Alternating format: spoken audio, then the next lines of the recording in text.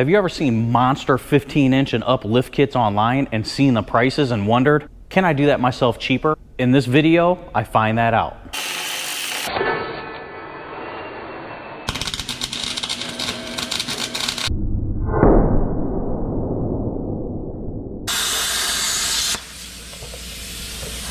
What's cracking? Today I'm back with a brand new build.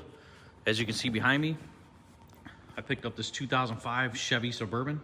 My plan with this truck is I'm gonna do a custom lift kit. So I'm guesstimating around 16 to 18 inches. I'm gonna do an axle swap, and I've got these 24 by 14 rims with 40-inch tires that I wanna put on it. So my goal is to kind of do this as a budget build. And I picked up these Ford F350 or F250 axles. They're gonna work great for this application. Just have to go through and strip some stuff off of them. And then instead of ordering like $5,000 coilovers, what I did was I got online and I got on Monroe's website and I downloaded their catalog. And I found some struts that I think will work for this application. So these from end to end, I think are like 23 inches, and they have 10 inches of travel. So I ordered these, and what I'm gonna do is make mounts for these on the axles and up inside the frame. And then I actually found a company that sells springs. So I asked them what pound springs I should order. I got 350 for the front, 350 for the back, or 350 for the front, 250 for the back. And these just slide right over and go right over these. So this is gonna save me a lot of money. I don't know if it's gonna work or not. I don't see why it wouldn't. So basically the way I'm gonna get my lift is these mounts here and the mounts that I mount to the frame, I'm just gonna lift them up off the axle. So that's how I'll get my lift. So first things first, I'm gonna start stripping all the suspension components out of this truck. And then when I get that done, I'm gonna come over here, strip a couple things off of these, mount the rims and tires, roll these up underneath here, and kind of mock everything up and see what I'm working with.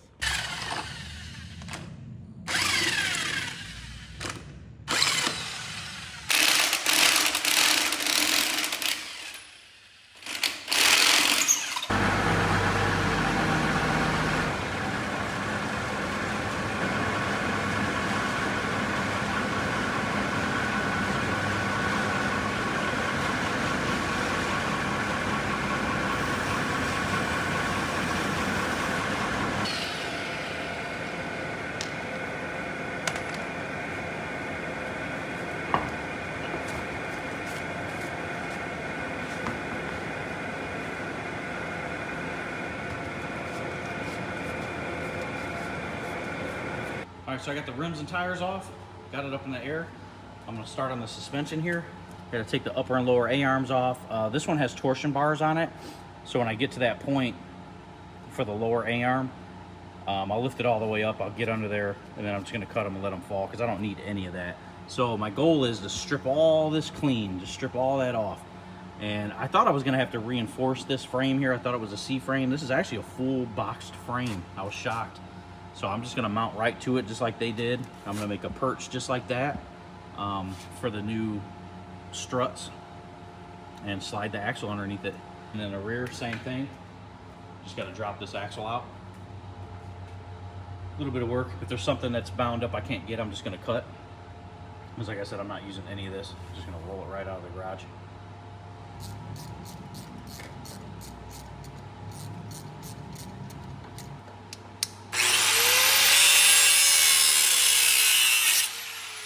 So what I plan on doing is leaving the brake caliper hooked up. Even though I'm using the other brake calipers that came with the new axles. Just so one, it's not messy, there's not brake fluid all over the place. And two, hopefully I might not have to bleed them that bad if I leave fluid in the lines until I get ready to actually connect them. Who knows, we'll see how that works out.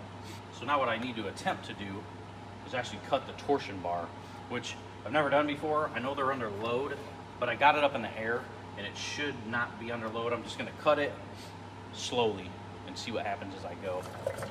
Hopefully nothing catastrophic.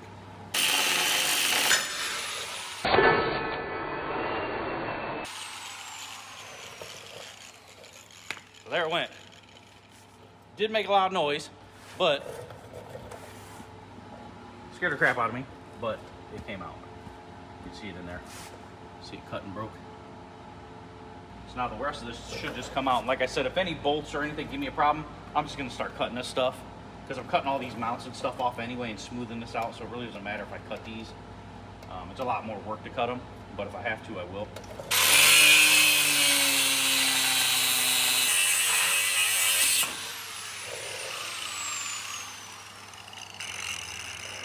Way easier to just cut everything.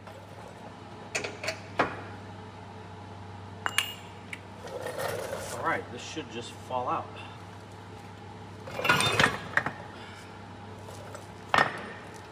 Nice.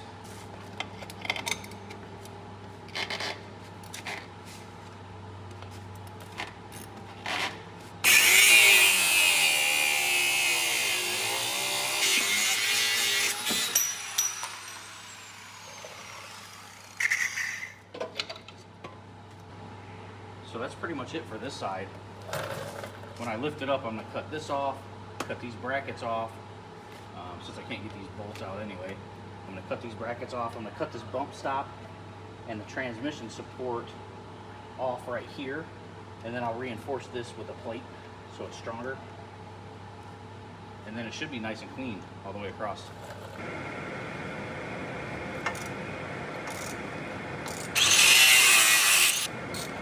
So this caliper, I have no choice but to let leak all over the place because the bolts won't break loose at all on it.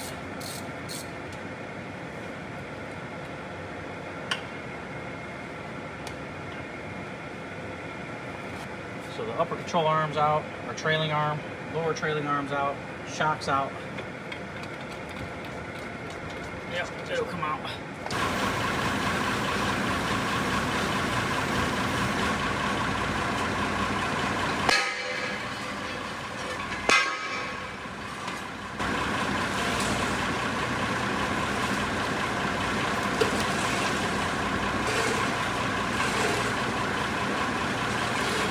All right, so there's the back axle out. The other side shock just gave me a total problem. It took me about 45 minutes to get that out of there. At the end, I had to just cut the end off of it and let it drop. But I got it. So now it's all stripped, front and back.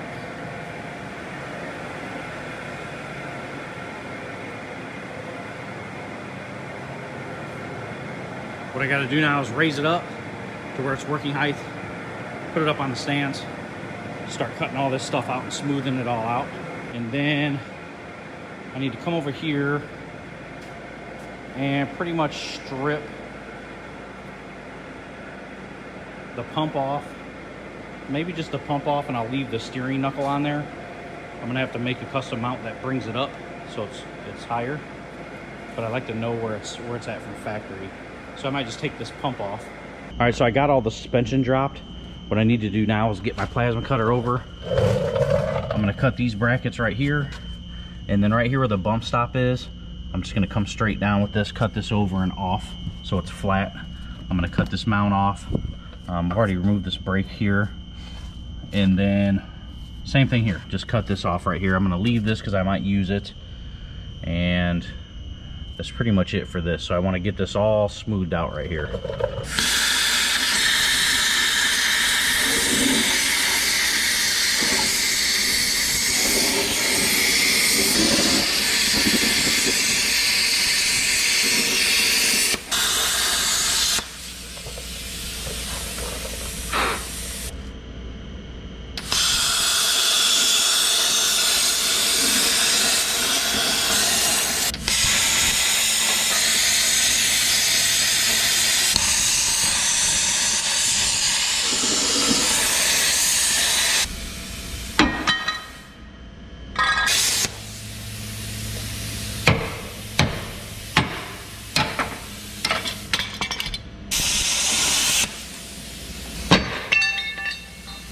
All right, so I got all that cut off with the plasma cutter.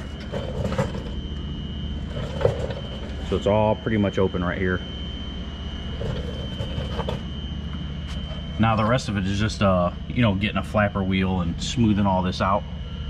I'm gonna weld a plate right there to reinforce that mount for the engine. And then pretty much the only thing that's going up here is gonna be the tower for the shock. All right, so I finished up getting everything cut off on the frame, and basically I stripped the axles, but it wasn't much. All I did on this one was actually just take off that pump, and then I took off that one bracket, and I mounted the wheels, as you can see here. Pretty big. And stripped the axle out of here. I left the trailing arm in there, or the Heims joint bar in there, just so I have a point of reference when I put it back in. And then this other axle I stripped off camera real quick, and it was just those two mounts, so it wasn't really much. So now what I'm doing is I'm going to lift it up so I can get in there and with a cutoff wheel and a grinder and smooth out the frame there.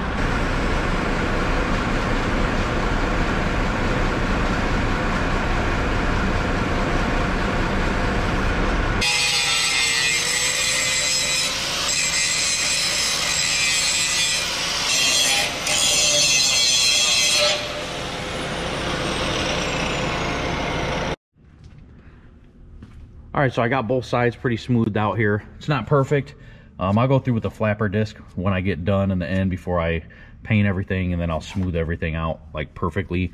But for now, what I'm gonna try to do is find center of this wheel well, and I think both sides have this big hole right here on the frame, so I'm gonna measure from the edge of this hole over on both sides, and that should give me the center of this fender right here. And then I'm also going to measure probably in between the brake rotors on this axle and find center. And then I'm going to go up underneath, and I think there's a cross member in there that should be sitting right in the center. Yeah, right there.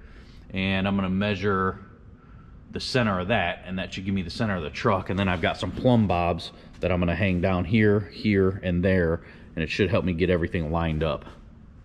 So I don't know if it's exactly perfect center, but from this hole to that line is a foot, and that looks like it sits about in the center. So what I'll do is do both sides, hang a plumb bob down, find the center of this axle, put it underneath, see what it looks like, and if I need to move forward or back of that line from there, then I'll do that at that time. And again, I'm not a professional, I don't know if this is right, but this is the way I'm doing it. All right, so now what I'm gonna do is lift it up higher so I can get to that cross member, measure the center to center on that, and then get a center, and then I'm gonna measure this axle right here, and like I said, get that under there.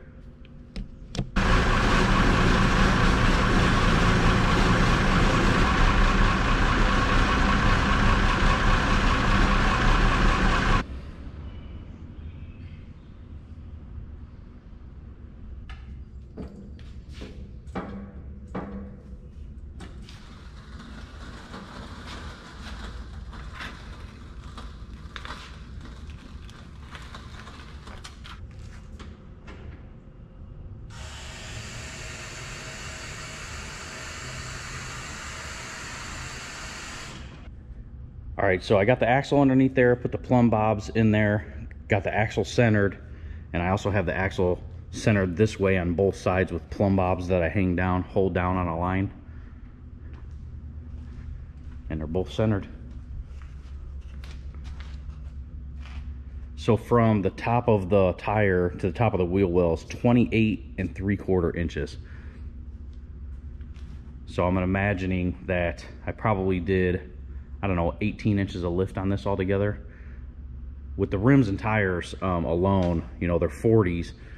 So it's lifted that axle up pretty high. So I got a lot of lift off of that. So it's up there.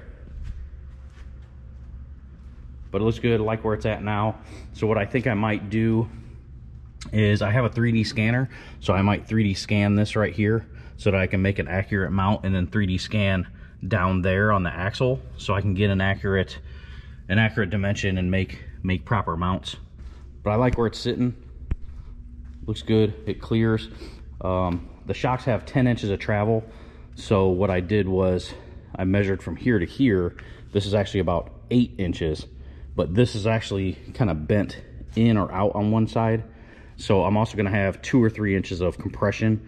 So it'll have about, you know, 6, 7 inches of travel, which is perfect for that, even when I turn.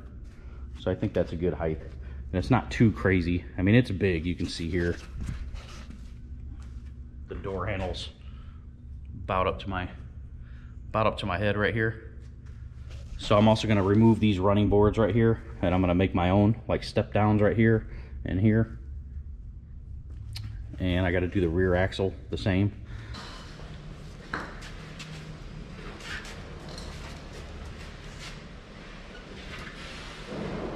All right, so I got both the axles under, pretty much squared off.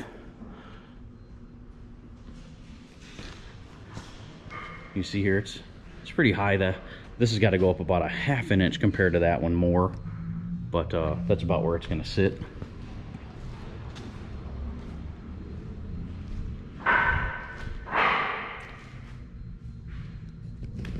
It's pretty high. And so I'm back to work on the Suburban today. Got the front shock pockets and mounts installed. So now I'm working on the rear. Got everything leveled out. Got the axle back where it needs to go. Got my pinion angle where I want it. So now I need to make these mounts here and here. And the distance between here, the tire and the frame here, is way shorter than the front. And it comes up a lot higher, like arches up. As you can see here. See all the room we got between there and there. That's a crazy amount of room. And then back over here, we've only got a couple inches on each side. Then it arches up. So what I did was, it's sitting on the jack stands. It's sitting level about where I want it. I measured from the bottom of that mount to the top of the tube so that I could get a distance on how high that has to be to the tube to get the same amount of lift. And I went back here and measured the bottom of this frame where that mount will sit to that tube. And the difference is 4 inches higher. So what I've done is designed my shock mounts there 4 inches taller back here to make up for it.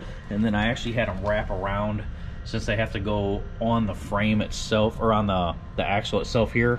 I designed them so that they have that groove in them, so they'll sit on top of there. So I'm getting ready to cut them out on a plasma table, and then we'll get them installed.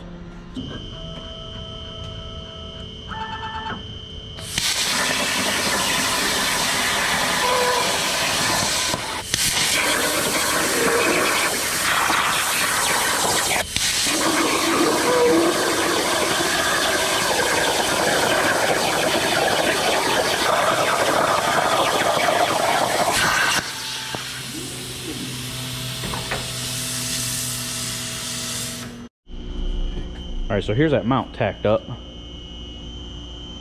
Gonna stick it in there and see what it looks like.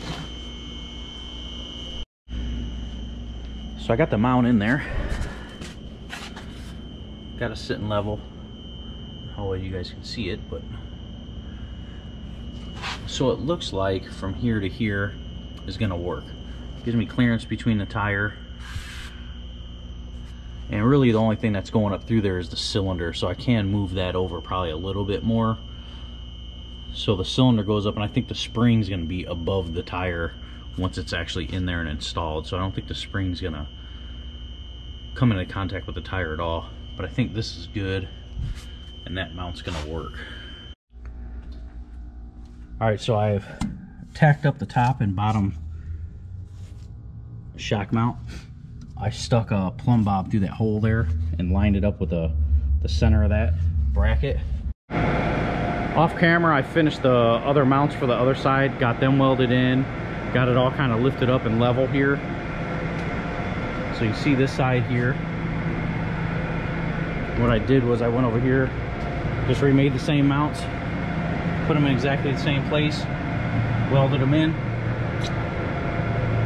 That one still needs to be welded the rest of the way out, but it's got a good stringer weld on it. So now what I think I need to do is lift it up, and there's two supports in here that I won't need. So this support right here is for those spring tensioners that aren't in there anymore, whatever you call those. And then this one right here, I'm not sure if it supports the gas tank, but I probably won't have to take that one out. What I want to do is check my angle one last time for the drive shaft. And you can see the shaft comes out there, so it comes right usually up over those bars and down, but we're not going to have that luxury. So I think I'm definitely gonna have to take this bar out and maybe cut this bar out also and move it up, or replace it, put it somewhere and move it back. So I'm gonna get it up in the air and see what I gotta do for that.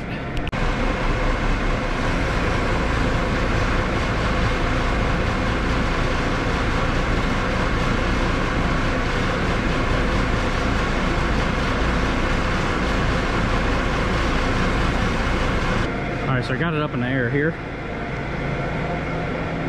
And just in case you're wondering, I do put supports under there just in case this starts to come down. Definitely wouldn't be under here without some sort of safety feature in there. So now, like I said, this one I can see is welded in there. I don't think it supports the tank or anything. It doesn't look like it. So what I might do is just cut this right here and right here, just so the drive shaft can come down, drop this one. This should just be these two bolts right here. I should be able to drop these out.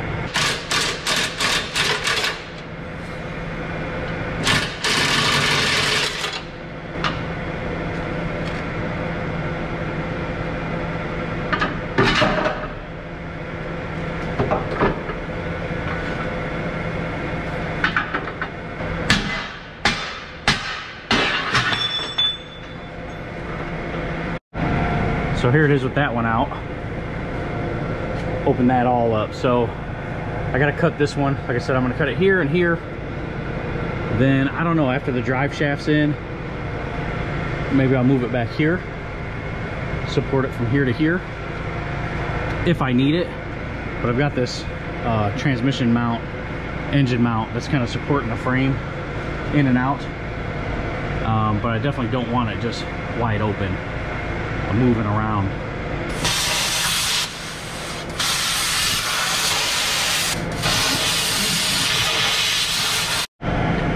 So that's good right there. Now I got a straight shot, and when I took this brace out, there was no popping or there was nothing bound up, so I don't think there was too much tension on that.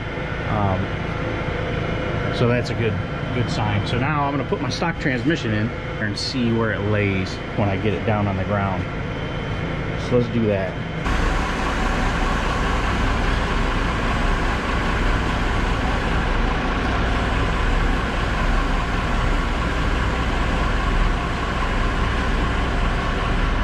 I've got it at ride height, about where it's going to sit, and it actually looks like the stock drive shaft might work in it. To be honest, at that angle, it looks about perfect. So if this fork wasn't here and it wasn't laying on a fork, it looks like it would almost go right back in there. All right, so my goal today is I have it up at ride height, about lifted up. What I want to do is get the scans of the frame and the axle.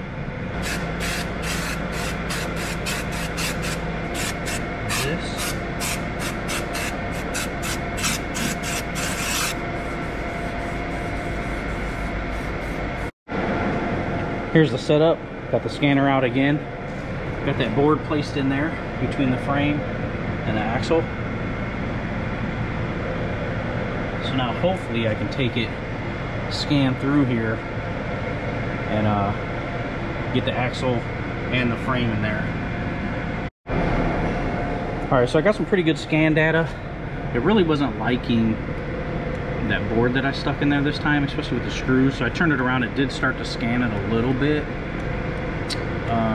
but it still didn't like it enough to get to the back axle, which kind of sucks. But I can work off of this because I have these mounts here. I've got the frame right there, so I know how thick the frame is. All I have to do is measure it, and I know how far back from this point to here I'm gonna run it. So I have to just measure where the axle is and where the axle sits, opposed to this frame right here. And then when I suck it into Fusion, I can just design my mount and drop down into there. So, all right, so I got the design all made up. Here's the drop bracket, there's the frame. I made adjustable holes right there, you can see, so that you can move this up and down. So if I want to use this on a different vehicle or the front. And then here's the arm right here. And then you can see there's the axle, where the axle sits.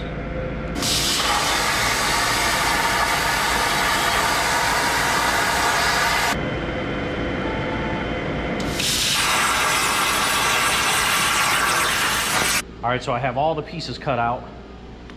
They're gigantic. So you see here's the cut file. The cut file is huge, but just the sheer size of these parts is crazy. It's unexplainable. When I'm designing in CAD, it's kind of like I just don't have it in perspective of actually how big these parts are. Like if you can see, like look at this part, it's huge.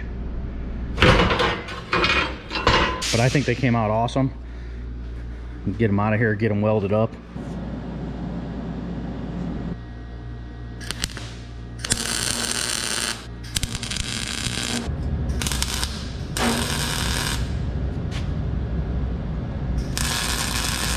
All right, so I got the trailing arm all tacked up.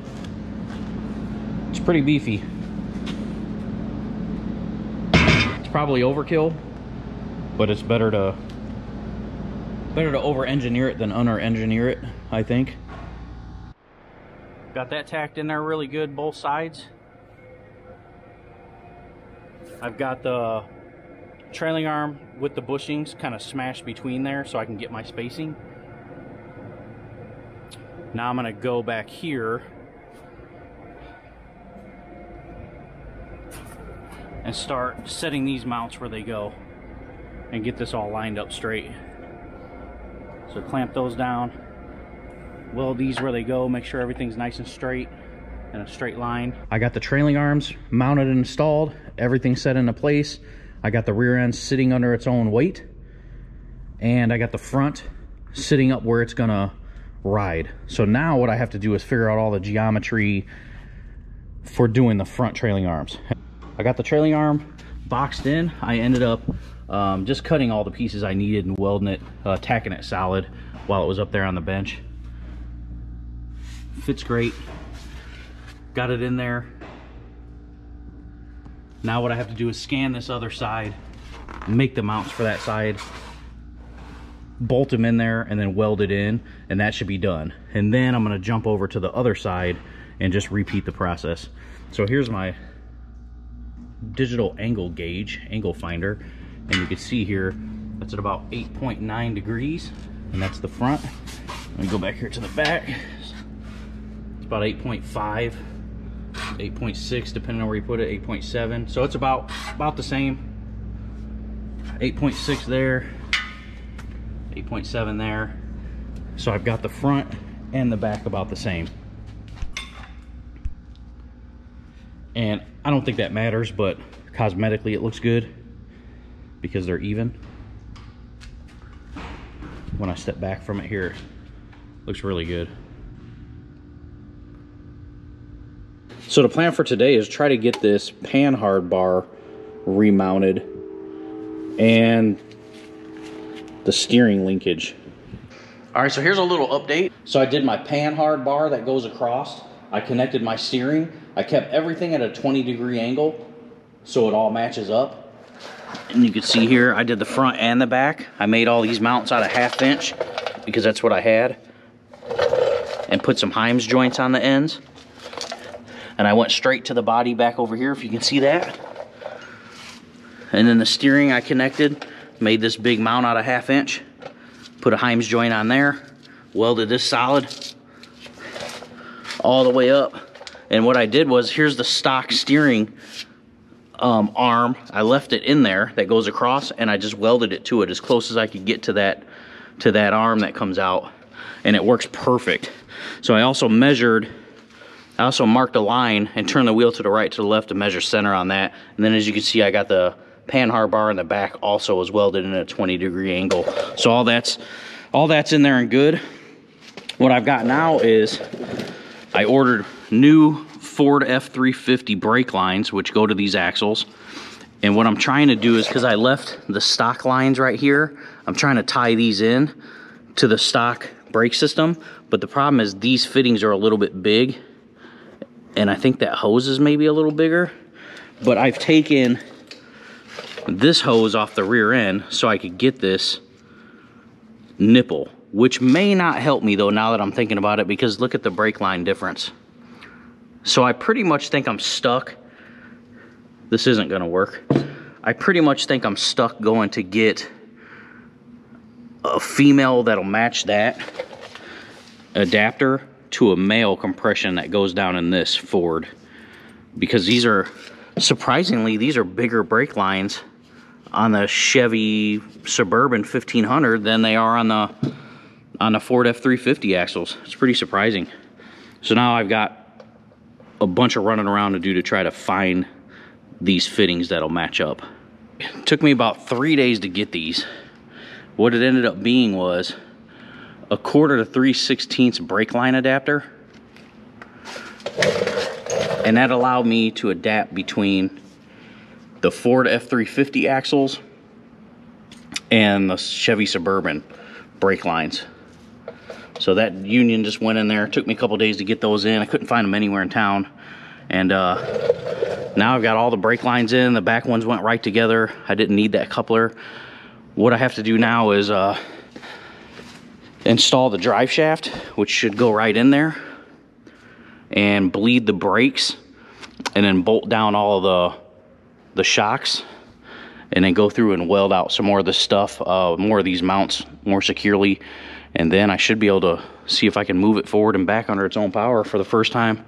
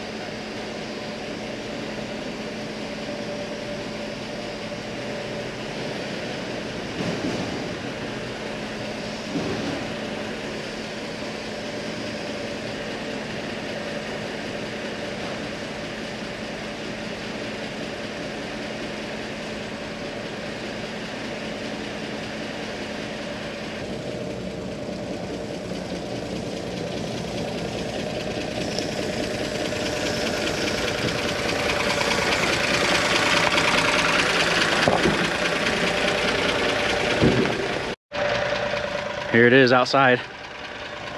Drove fine. Got a little bit of rubbing right here when I turn all the way, when I bury it. So I might bring that shock tower down before I do the final assembly, so it brings this up a little bit, because it does look like it's a little bit slant. It's on a slant right now, but it could go up maybe 1 inch or 2.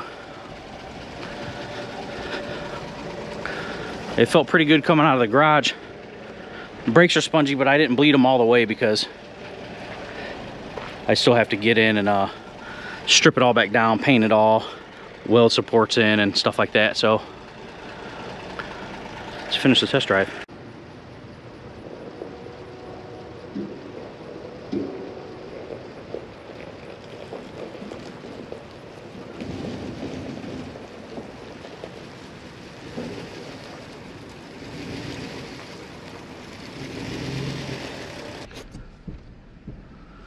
driving excellent. The steering's actually straight. Got the steering wheel straight. It's going in a straight line. I think the springs are pretty good too. It's a little bouncy, a little bit like kind of stiff, but I mean, it's got 1-ton axles in it, so I guess you're gonna get that, you know. Overall, so far so good. That was a great first test drive. It rode nice and smooth. I could tell I didn't have these bushings. They needed to be on the top and the bottom, as I said before. So I could hear a little squeaking when it went up and down. So I went and picked up another set. I'm gonna lift this off, put those in there. Well, I'd like to take another test drive, maybe go a little faster. And I can also tell, I mean, just by looking at it, I can tell that the axle isn't lined up with the center right here. So I need to, as you can see on these mounts here, I cut those at an angle so that I got more thread that can go in there. I need to cut those mounts at an angle, take this out, cut those at an angle there and there, and then pull it more together. And that will get me over and get the room that I need, because it's shifted over this way. I need it to pull back this way. So I'm gonna lift it up, block it up again, and then I'm gonna put those bushings in and put those bushings in all the way around, make sure everything's snug again, then take it for a faster test drive. Okay, so there's that all buttoned up. Got that bushing back on top, and there's one on the bottom. Got it tightened down. Got the axle moved over, everything retightened down. Let's roll it out and take it for another test drive.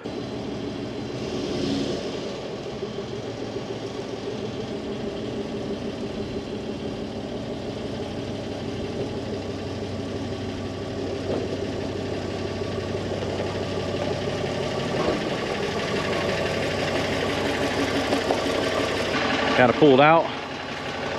Let's take it for a test drive.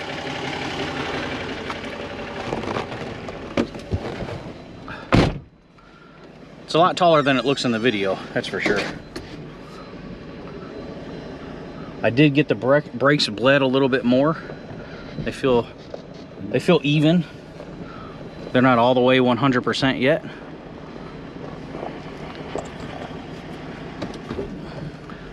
And why not just drive right through the grass?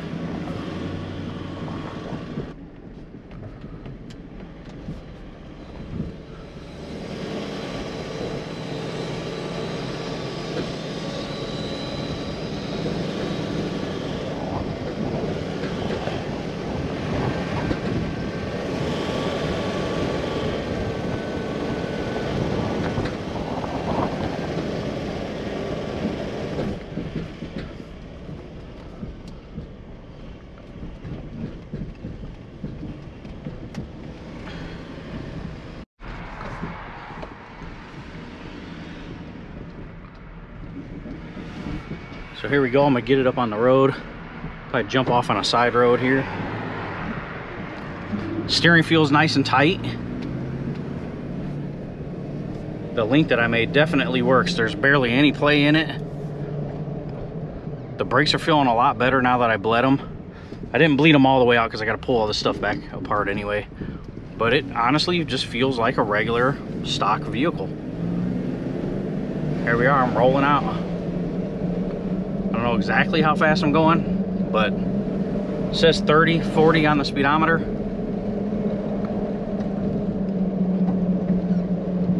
Not too sure because of the bigger tires. But yeah, it rides nice and smooth.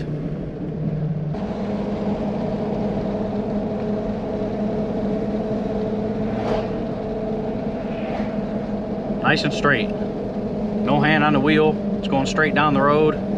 It's not pulling to one side or the other. No crazy noises. If the brakes were bled all the way on this thing, I'd say it'd be ready to drive. But I do want to get a new drive shaft made. I don't trust, you know, going on the highway with that drive shaft that's from the Suburban going to the Ford axles. They don't line up perfect. But for test driving, it's great.